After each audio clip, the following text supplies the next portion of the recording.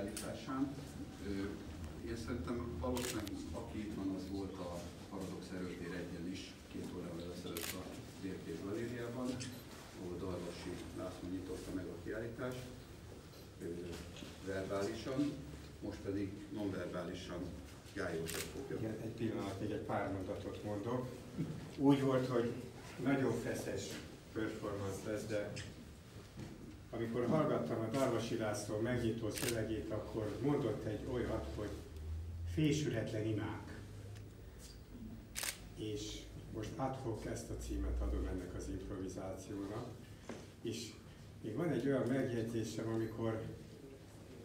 amikor nagyon különböző dolgok, de tényleg létrejön egy olyan valódi párbeszéd, amikor lehet, hogy a vonzások, taszítások, az egybeolvadások, a különbözőségek, és mégis egy olyan eszenciális jelrendszernek a furcsa, nem verbális párbeszéde, amit én azt mondtam útközben, hogy igaz, hogy csak február van, de már az év kiállításáról van szó, ami ráadásul duplán páros, helyileg is, meghagyja 2 művész, ahogy ez a fajta vizuális, nem nonverbális párbeszéd, ez egy olyan eszenciális, tömör világ, amit ha belegondolok, és most nem akarok hosszan elemezni, de úgy érzem, hogy mindkét alkotónál van.